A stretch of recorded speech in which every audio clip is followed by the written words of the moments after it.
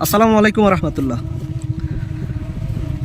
আমার জীবনে এই ফার্স্ট অভিজ্ঞতা হলো এবং প্রথম দেখছি এমন একটা ফসল। এটা কিন্তু আপনার প্রচুর পরিমাণ কষ্ট এই ফসলটা মানে শেষ পর্যন্ত প্রসেসিং করতে এবং বিক্রিতে এটা কিন্তু যে পরিমাণ খরচ তার চাইতে মানে আরও 2 গুণ বেশি লাভ। এটা আর কোনো ফসল না, এটা হলো তামাক। এই তামাকটা হয় হলো বাংলাদেশের পশ্চিম এবং উত্তরাঞ্চল, এই অঞ্চলগুলোতে এই তামাক চাষটা বেশি হয়। তো এই যে আমার পিছনে দেখতে পাচ্ছেন যে জমিগুলো এগুলোতে কিন্তু তামাক, এগুলো হলো তামাক চাষের জমি। আমি যেটা জানতে পারলাম এই তামাক বিশেষ করে 1.5 থেকে 2 মাস সময়ের মধ্যে মোটামুটি ফলন চলে আসে। আর এই তামাক দিয়ে তো জানেনই কি হয় বাংলাদেশে।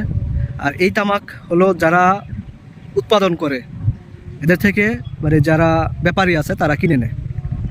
তো এই অঞ্চলের প্রধান ধরা যায় এই অঞ্চলের প্রধান তাদের ফসল হলো তামাক। এটা বিক্রি করে প্রচুর তারা অর্থ উপার্জন করে এবং সেই অনুযায়ী তাদের কষ্ট এবং খরচটাও মোটামুটি বেশি। তো এই তামাকের আলাদা ঘর আছে, সেখানে তারা সেটা প্রসেসিং করতে হয়। সেই ঘরে নিয়ে তারা সেটাকে আগুনের হিট দিয়ে সেটা প্রসেসিং করতে হয়। এই যে দেখেন, এই যে পাতাগুলো দেখতেছেন অনেক চিকন কিন্তু এগুলো আগামী 20 থেকে 25 দিনের ভিতর এগুলা অনেক বড় হয়ে যাবে। এই একটা পাতা বিশাল পাতা হয়ে যাবে এবং এই যে এর মধ্যে আগাগুলো সবগুলো গাছের আগা কিন্তু ভেঙে দেওয়া হয়েছে।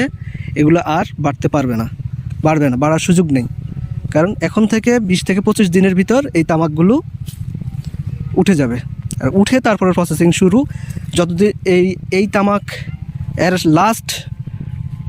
লাস্ট ডেডলাইন হলো আগামী বর্ষার আগে এগুলো শেষ করে ফেলতে হবে। কারণ যখন এটা প্রসেসিংয়ের সময় কিন্তু বৃষ্টিপাত হলে টোটালি লস প্রজেক্ট। তার কারণে বর্ষার আগে এগুলাকে কমপ্লিট করে ফেলতে হয়। তো আমার কাছে এই তামাক চাষটা একটু আকর্ষণীয় মনে হয়েছে। যদিও এই চাষটা অনেকে বলে এটা হারাম, এটার যে উপার্জন সেটা হারাম। কারণ যেহেতু এটা নেশা জাতীয় দ্রব্য তৈরি হয়, আবার অনেকে ওষুধ তৈরি করে, কিন্তু নেশা জাতীয় জিনিসটাই এই তামাক থেকে হয় বেশি। যার কারণে এটাকে আলেম ওলামারা বলে যে এটা হারাম। যার কারণে এই এলাকায় জানলাম যে এই চাষ নাকি আস্তে আস্তে বন্ধ করে দিচ্ছে।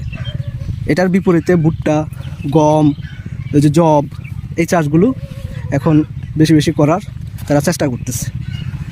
তো আমার নতুন প্রথম অভিজ্ঞতা, যার কারণে আপনাদের সামনে একটু উপস্থাপন করলাম। ধন্যবাদ আপনাদেরকে।